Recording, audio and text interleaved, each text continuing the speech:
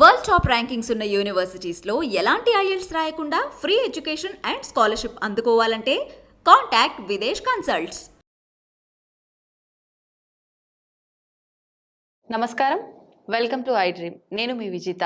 ప్రస్తుతం మనతో పాటు ఉన్నారు ప్రముఖ ఆధ్యాత్మికవేత్త సుభాష్ శర్మ గురువు గారు. నమస్కారం గురువు గారు. శ్రీమాత్రే నమః. గురువు గారు, వివాహ సమయంలో వధూవరులకి భాషికం కడుతూ ఉంటారు. ఎందుకని గురుగారు? దాని వెనకాల ఆంతర్యం ఏమైనా ఉందా? తప్పకుండా తెలియజేస్తానమ్మా. ముందుగా ప్రేక్షకులందరికీ శ్రీమాత్రే నమః, శ్రీ గురుభ్యో నమః. నమో దేవ్యై మహాదేవ్యై శివాయై సతతం నమః. నమ ప్రకృత్యై భద్రాయై నిహతాం ప్రణతాస్మిత. వివాహం అనేటటువంటిది హిందూ ధర్మంలో ఒక గొప్పనైనటువంటి పండగ.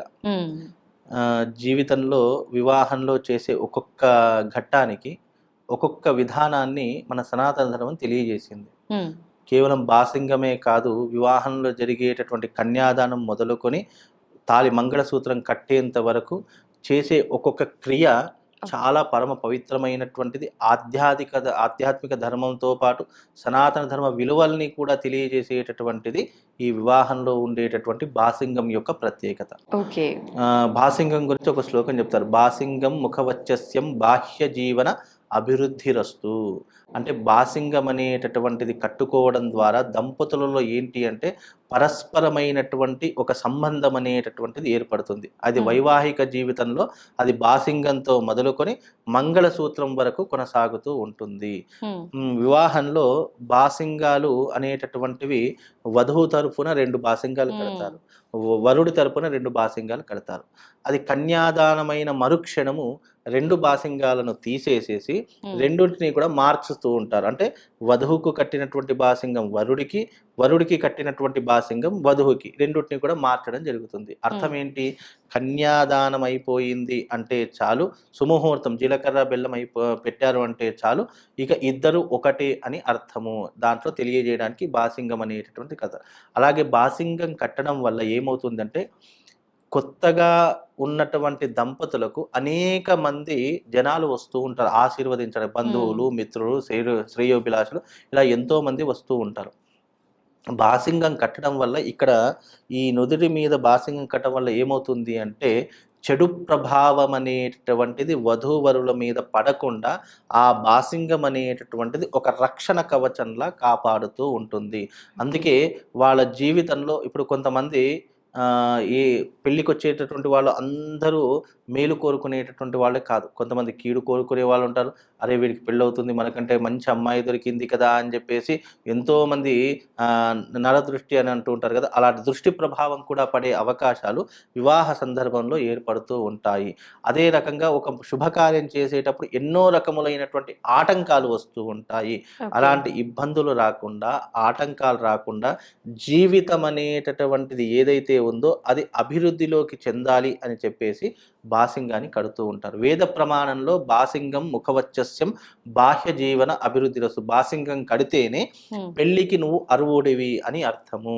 ఒక వివాహంలో బాసింగం లేకపోతే అది రాక్షస వివాహము అని చెప్పడం జరిగింది సనాతన ధర్మంలో. నీకు అంటే రాక్షస వివాహంలో బాసింగాలతో పని లేదు, పూలదండలతో పని లేదు, ఇదేంతో పని లేదు. మంగళసూత్రం కట్టావు లేదా చేయి పట్టుకున్నావంటే వివాహం అయిపోయినట్టే. కానీ మన సనాతనంలో అలా కాదు. బాసింగం కట్టుకోవడము, అలాగే నుదుట బుగ్గ పైన చుక్క పెట్టుకోవడము, అలాగే కుంకుమ ధరించడము, పెళ్లి సమయంలో ఒక స్త్రీ సుమంగళిగా ఉండేటటువంటి ప్రతి ఒక్క వస్తువు ధరిస్తుంది. ఎందుకు? బికాస్ సుమంగళిగా ఉండాలి అంటే బేసిక్ పాయింట్స్ కొన్ని ఉన్నాయి. ఆ బేసిక్ పాయింట్స్ అనేటటువంటివి నువ్వు పాటించకపోతే నీ జీవితంలో వివాహం అయిన తర్వాత కూడా నువ్వు కష్టాలు అనుభవిస్తావు. బికాజ్ లేదంటే విడాకులు. ఇప్పుడు చాలా మంది వివాహం చేసుకుంటున్నారు కానీ అవి కొంతవరకే ఎందుకు నిలబడుతున్నాయి అంటే వివాహంలో చేసేటటువంటి క్రతువులు సరిగ్గా చేయకపోవడము, సరైనటువంటి ముహూర్తానికి మంగళసూత్ర ధారణ కానీ సుముహూర్తం కానీ జరగకపోవడము, ఇవన్నీ కూడా మనిషి జీవితంలో ఉన్నటువంటి అంటే విడాకులకు దారి తీస్తున్నటువంటి ఒక సూచనలాగా అందరూ అనుకోవాలి. ఎందుకంటే వివాహంలో ముహూర్త బలం అనేటటువంటిది చాలా చెప్పుకోదగ్గటువంటి అంశం. ఒక ముహూర్తం తీసాము అంటే ఆ ముహూర్తంలో సుముహూర్తం జరగవలసిందే. సుముహూర్తం మీన్స్ అంటే అర్థం ఏంటి? జీలకర్ర బెల్లం పెట్టుకోవడానికి సుముహూర్తం అంటారు. మనము ఒక 11:20 నిమిషాలకు సుముహూర్తం వెళ్ళింది, అభిజిత్ లగ్నంలో వెళ్ళింది. ఆ అభిజిత్ లగ్నానికి సుముహూర్తం జరగాలి. లేకపోతే వాళ్ళు జీవితంలో ఒక అదృష్ట యోగం అనేటటువంటిది మిస్ అయిపోయి దురదృష్ట యోగంలో సుముహూర్తం చేసుకోవడం వల్ల ప్రతి చిన్న విషయానికి గొడవలు కావడము, లేదు అంటే వాళ్ళ మైండ్ సెట్లో ఏదో రకమైనటువంటి మనస్పర్ధలు ఏర్పడము. అంటే పెళ్ళయినప్పుడు బాగానే ఉంటారు. ఒక 10 రోజులు బాగుంటారు, 20 రోజులు బాగుంటారు. కొంతమంది సంవత్సరాంతం వరకు ఇక సంవత్సరం అయింది అంటే చాలు అనేక రకమైన ఇబ్బందులు. దానికి వాళ్ళ జీవితంలో ఏం చేయాలో అర్థం కాదు. జాతకాలు చూయిస్తారు. లేదు అని అంటే అయ్యో మా కోడలు సరిగ్గా లేదండి, చెప్పిన మాట వినడం లేదు, పెళ్ళైన సంవత్సరం వరకు 10 రోజుల వరకు బాగానే ఉంది, సడన్గా మారిపోయారండి. అంటే ముహూర్త బలం అనేటటువంటిది ఒక మనిషిని ఆయుష్ని పెంచుతుంది, అదృష్టాన్ని పెంచుతుంది, జీవితంలో వాళ్ళకంటూ ఒక సుఖ సంసారాన్ని ఏర్పరిచేటటువంటిది ముహూర్తం. అందుకే సరైనటువంటి ముహూర్తానికి మనకు పెళ్లి జరగాలని వేదమూర్తులు బ్రాహ్మణులు నిర్ణయించినటువంటి ముహూర్తం అంత బలమైనటువంటిది. అలాగే బాసింగం అనేటటువంటిది మీరు అన్నట్టుగా బాసింగం కట్టుకోవడం వల్ల వాళ్ళిద్దరికీ కూడా నరదృష్టి పడకుండా, చెడు ప్రభావం అనేటువంటిది వాళ్ళ మీద పడకుండా, వాళ్ళని చూసే దృష్టి కూడా సన్మార్గంలో ఉంటుంది. ఇప్పుడు మామూలుగా మనం నడుచుకుంటూ వెళ్ళేటప్పుడు ఎవరి దృష్టి స్త్రీ మీద ఎలా ఉంటుందో తెలియదు. కానీ అదే బాసింగం కట్టుకుంటుంది అంటే ఆ స్త్రీమూర్తిని గౌరవిస్తూ ఉంటారు. అదే వివాహానికి వెళుతుంది అని చెప్పేసి ఆ సాక్షి భూతంలా ఉంటూ ఉంటారు. ఇలా ఎన్నో రకాలైనటువంటి చెడు ప్రభావం అమ్మాయి మీద పడకుండా బాసింగాన్ని కడుతుంటారు. బాసింగం కట్టడం వల్ల బాహ్య జీవన అభివృద్ధి రస్తు, వాళ్ళ జీవితంలో అభివృద్ధి అనేటటువంటిది కొనసాగుతూ ఉంటుంది. అలాగే వాళ్ళ జీవితంలో సుఖ సంతోషాలకు కారణమవుతూ ఉంటుంది. బాసింగాలు మార్చగానే ఇక వాళ్ళ యొక్క ప్రయాణం అనేటటువంటి ఇద్దరు ఒకటే, విడివిడిగా కాదు అని తెలియజేయడానికి బాసింగాలు కట్టడం ద్వారా, ఆ బాసింగాలు ఇంకొకటి ఏంటంటే గృహదేవుడికి అంటే ఇంటి దేవుడికి గుర్తుగా కూడా బాసింగాలు కడుతూ ఉంటారు. బాసింగాలు కూడా అప్పటి కాలంలో ఏంటి అంటే ప్రధానం అనేటటువంటిది చేయించేవారు. అంటే ఇడం ప్రధానము అని అంటూ ఉంటారు. విడం ప్రధానం అంటే అర్థం ఏంటి అంటే పెళ్లి కూతురి ఇంటి దగ్గర ఒకరోజు ముందు రాత్రి సమయంలో వెళ్ళేసి కొత్త ఆభరణాలను, అలాగే బాసింగాలను, తాను కట్టుకోబోయేటటువంటి వధూవరుల యొక్క బట్టలను, ఆ 3 వస్తువులను తీసుకొని వచ్చి పందిరి కింద కూర్చొని ఉండి, అందులో పందిరి కింద బాసింగాలకు, ఆభరణాలకు, వస్త్రాలకు అన్నిటికీ కూడా పూజ చేసిన తర్వాత వాటిని ధరించేటటువంటి సాంప్రదాయం ఉండేటటువంటిది. ఇప్పటికీ కూడా ఉంది. కానీ కొంతమంది ఆచరిస్తున్నారు, కొంతమంది ఆచరించడం లేదు.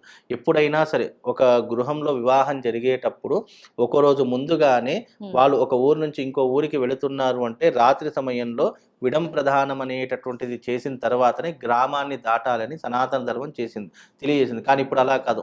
ఎక్కడైతే పందిట్లో వెళ్తున్నారో అక్కడే అదే రోజున వివాహంలోనే ప్రధానం చేసేసి వివాహం చేస్తున్నారు. ప్రధానం అనేటటువంటిది పరమ పవిత్రమైనటువంటిది. ఇప్పుడు మనకు వంకుంగరం పెడుతూ ఉంటారు, అలాగే పసుపు కొమ్ము కడుతూ ఉంటారు, అలాగే ఆభరణాలు వేస్తూ ఉంటారు, మనకు చీర చేతిలో ఇస్తుండే, అంటే రేపు తలంబ్రాలకు కట్టబోయేటటువంటి చీర ఒకరోజు ముందుగానే ఇస్తుండే. ఇవన్నీ ఏంటంటే సాంప్రదాయ వివాహం అనేటటువంటి ఘట్టంలో ఇవన్నీ కూడా సనాతన ధర్మం ఏర్పరిచినటువంటి సాంప్రదాయాలు. బాసింగం కట్టడం కానివ్వండి, నుదులను కుంకుమ ధరించడం కానీ, చేతులకు గాజులు ధరించడం కానీ, పువ్వులు పెట్టుకోవడం కానివ్వండి, ఇవన్నీ కూడా సనాతన ధర్మంలో ఉన్నటువంటి ఆచార వ్యవహారాలు. బాసింగం కూడా కట్టుకోవడం అనేటటువంటి శుభానికి సూచిక, అదృష్టానికి సూచిక.